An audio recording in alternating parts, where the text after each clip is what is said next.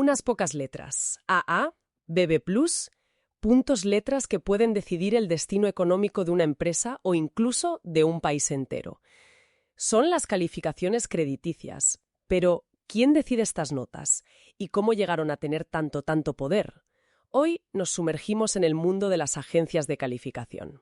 Un mundo que, como veremos, está dominado casi por completo por solo 3 nombres: Standard & Poor's, Moody's y Fitch, las que se conocen como las 3 grandes. Exacto. Y para entenderlo, tenemos un artículo muy extenso que desglosa su historia, su papel y, sobre todo, las polémicas que la rodean, especialmente desde la crisis de 2008. Sí, el objetivo es entender cómo pasaron de ser una simple herramienta a ser los árbitros del capitalismo global. ¿Y por qué se las critica tanto?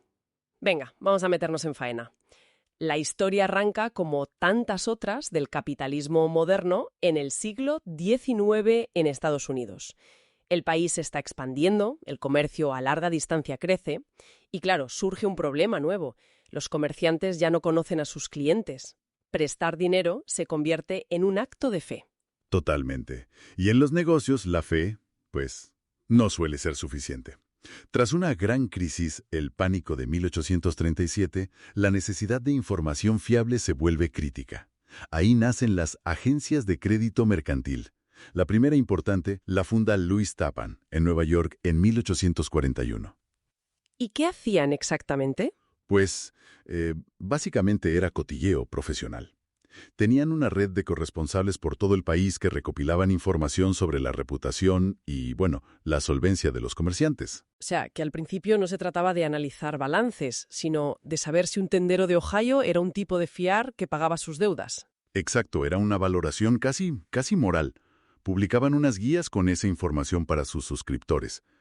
Pero el gran salto, el que nos lleva al sistema que conocemos hoy, llega con la siguiente revolución: los ferrocarriles. Aquí es donde la cosa se pone interesante. Porque, claro, de calificar a un comerciante a calificar una emisión de bonos de miles de millones de euros, hay un trecho enorme. Gigantesco. A principios del siglo XX, la construcción masiva de ferrocarriles se financia con algo nuevo a esa escala: los bonos corporativos. Empresas pidiendo dinero a miles de inversores anónimos, muchos de ellos de Europa. Y esos inversores no tenían ni idea de si una empresa era sólida o una estafa. Ninguna. Necesitaban un análisis independiente. Y en ese vacío aparece John Moody. En 1909 empieza a publicar análisis centrados en los bonos de los ferrocarriles. Pero su verdadera genialidad llega un poco después. El gran cambio, la innovación que lo define todo, es de 1913. Moody expande su negocio y, lo más importante, rescata una idea de las viejas agencias mercantiles y la aplica a las finanzas. Un sistema de calificación con letras. Las famosas AA, B, K... Exacto. Por primera vez se usan para valorar la solvencia de valores que cotizan en bolsa. Un código simple para una realidad que era complejísima. Y el modelo triunfa. Poco después aparecen sus competidores, que acabarían formando Standard & Poor's y Fitch. Las raíces de las 3 grandes son muy antiguas, pero su poder desmedido es mucho más reciente. Justo. Vale. Entonces ya existen las agencias, los inversores las usan como una guía, pero ¿cómo pasan de ser una herramienta más a convertirse en una pieza casi obligatoria del sistema? Porque aquí está la clave para entender la crisis de 2008. Has dado en el clavo. La clave no fue una innovación de mercado. Fue una decisión del gobierno. El momento decisivo es la era posterior a la Gran Depresión. En 1936, para evitar que los bancos volvieran a quebrar por tomar demasiados riesgos, el gobierno de Estados Unidos introduce una norma que lo cambia todo. A ver. La norma prohíbe a los bancos invertir en bonos considerados especulativos. Y aquí viene lo bueno. La ley no define qué es especulativo. Simplemente dice que esa determinación se hará según los manuales de calificación reconocidos. Espera un segundo. ¿Me estás diciendo que el gobierno de Estados Unidos, para evitar otra gran depresión, básicamente subcontrató el juicio sobre el riesgo financiero a un puñado de empresas privadas? Tan cual. Suena a una decisión con consecuencias monumentales. Lo fueron.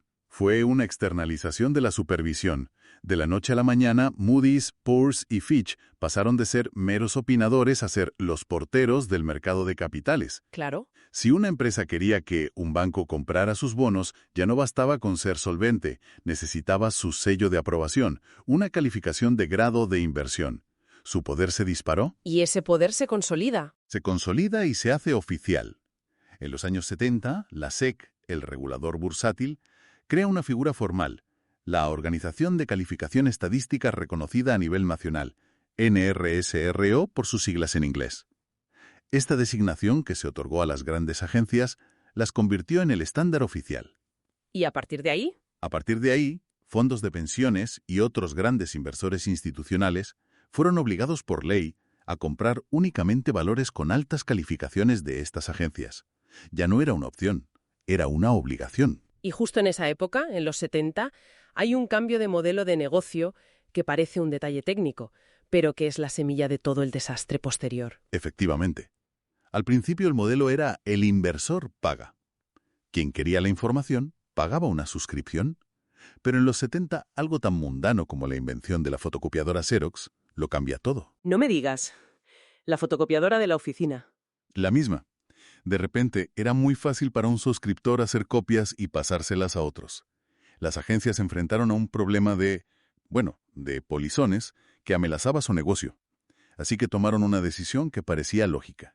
Si los que usan la información no quieren pagar, que pague quien quiere ser calificado. Se pasaron al modelo el emisor paga. Entiendo la lógica empresarial, pero el conflicto de interés es de manual. El que te paga es el mismo al que tienes que evaluar. Es como si un estudiante le pagara a su profesor directamente por la nota del examen. Exacto. Y aquí está la gran ironía. Para solucionar un problema tan trivial como la gente compartiendo informes fotocopiados, la industria adoptó un modelo que, sin saberlo, ponía la primera piedra de la mayor crisis financiera de nuestra generación. Se cambió un pequeño problema de ingresos por un conflicto de interés sistémico. Ni más ni menos. ¿Vale? Entonces tenemos un oligopolio con un poder otorgado por el gobierno y un modelo de negocio con un conflicto de interés de manual. Me imagino que cuando el dinero fácil de los 2000 empezó a fluir, esta mezcla se volvió explosiva, ¿no? Explosiva es quedarse corto. Entramos en la era de las finanzas estructuradas.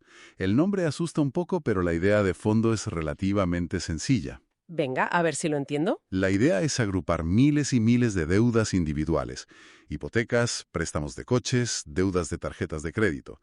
Se mete todo en un solo paquete, como una cesta de fruta muy variada. La diversificación, en teoría, reduce el riesgo. ¿Y luego? Y luego ese paquete se divide en tramos o porciones con distinto nivel de riesgo. ¿Cómo funciona esa división? Imagina una cascada. El dinero de los pagos de las hipotecas va llenando los tramos de arriba a abajo. El tramo superior, el senior, es el primero en cobrar y el último en sufrir pérdidas. Solo si hay una cantidad enorme de impagos, ese tramo dejaría de cobrar. Y por eso las agencias le dieron a estos tramos la máxima nota, ¿no? La AAA Justo. los consideraban tan seguros como la deuda del gobierno de Estados Unidos. Claro, y al tener una calificación AAA, esos productos se convirtieron en un caramelo para los grandes fondos de pensiones, aseguradoras, todos los que por regulación solo podían comprar activos de máxima calidad. Se creó un mercado gigantesco. Un mercado voraz. Y aquí es donde el modelo el emisor paga se vuelve nuclear. Los bancos de inversión no solo pedían una calificación al final, pagaban a las agencias por su asesoramiento sobre cómo estructurar el producto para conseguir esa AAA. O sea, era una colaboración constante entre el calificado y el calificador. El conflicto de interés ya no es una posibilidad, es el modelo de negocio en sí. Los clientes de las agencias, los bancos, querían las mejores notas. Y los beneficios de las agencias dependían de mantener contentos a esos clientes. Claro. Si una agencia se ponía muy estricta, el banco simplemente se iba a la competencia. A buscar una opinión más favorable. Se generó lo que se conoce como rating shopping. Exacto. Y las cifras que da la fuente son de auténtico vértigo. Entre el año 2000 y 2007, Moody's calificó como AAA casi 45.000 valores distintos relacionados con hipotecas. Un momento, ¿45.000 valores hipotecarios con AAA? ¿Frente a solo 6 empresas en todo el país con esa misma nota? Es que la cifra es una barbaridad, cuesta hasta procesarla. La escala de la distorsión, por llamarlo de alguna manera, es brutal. Era una máquina de imprimir dinero para todos. Solo en 2006, Moody's obtuvo 881 millones de dólares de ingresos de este sector. Su negocio dependía de que la fiesta no parase. Y el resultado de esa fiesta es la historia que ya conocemos, la crisis financiera global de 2008. Las hipotecas de alto riesgo, las famosas subprime, Los préstamos concedidos a gente con muy poca solvencia. pues esas hipotecas, que estaban dentro de esos paquetes, empezaron a impagarse en masa. ¿Y la cascada se secó? El colapso de las calificaciones fue dramático y rapidísimo. La fuente señala que el 73% de los valores hipotecarios que Moody's había calificado como AAA en 2006 fueron degradados a la categoría de bono basura solo 2 años después. Para que quede claro, bono basura significa que el riesgo de impago es altísimo.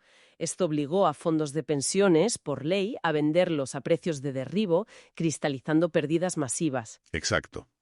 Más de 800.000 millones de dólares en activos pasaron de ser lo más seguro del mundo a ser basura financiera, en un abrir y cerrar de ojos. Fue una aniquilación de valor sin precedentes. Y lo peor es que no era la primera vez que cometían un error garrafal. El artículo recuerda el caso de Enron en 2001.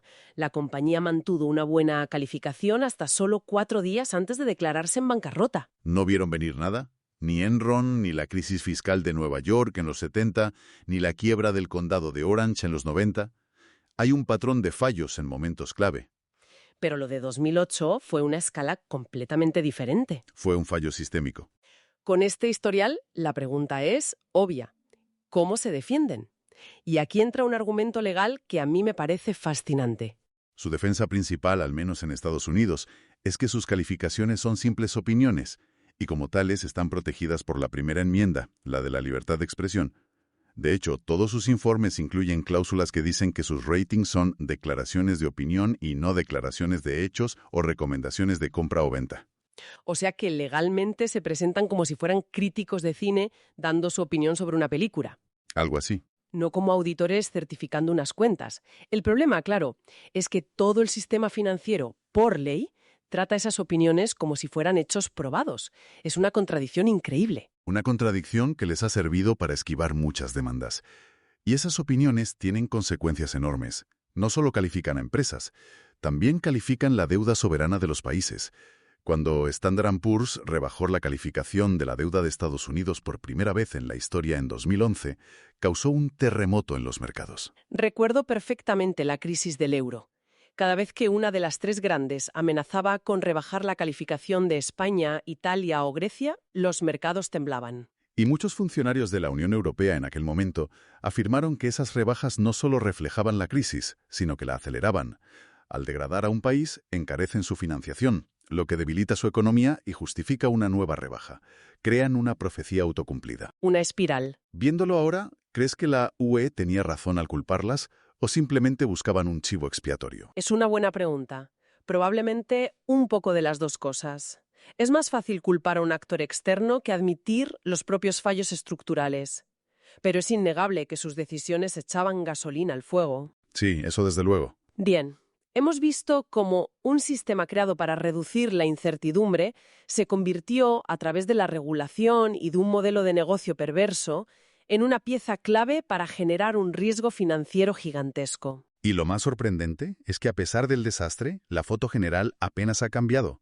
Seguimos en un oligopolio donde Standard & Poor's, Moody's y Fitch controlan aproximadamente el 95% del mercado mundial. Se han intentado algunas reformas. En Estados Unidos se aprobó la ley Dodd-Frank, que busca aumentar la transparencia, la responsabilidad de las agencias, pero la estructura fundamental, con las 3 grandes y el modelo de el emisor paga, sigue ahí. Sigue en gran medida intacta. Se ha intentado facilitar la entrada de nuevos competidores, pero es muy difícil. El poder de las 3 grandes es un círculo vicioso. Los inversores confían en ellas porque son las más grandes, y son las más grandes porque los inversores confían en ellas. Romper ese círculo es casi imposible. Casi imposible. Entonces, para terminar, una reflexión. El artículo menciona que las nuevas regulaciones en todo el mundo buscan reducir la dependencia automática de estas calificaciones en las leyes. Se intenta que los bancos, los fondos y los reguladores hagan su propio análisis de riesgo en lugar de confiar ciegamente en una calificación de 3 letras. Lo cual nos deja con una pregunta bastante incómoda. Si no son las agencias, ¿quién determina que es una inversión segura? En un sistema financiero global tan interconectado y complejo, ¿es realmente posible tener un árbitro del riesgo que sea verdaderamente fiable e independiente? O la pregunta es aún más de fondo.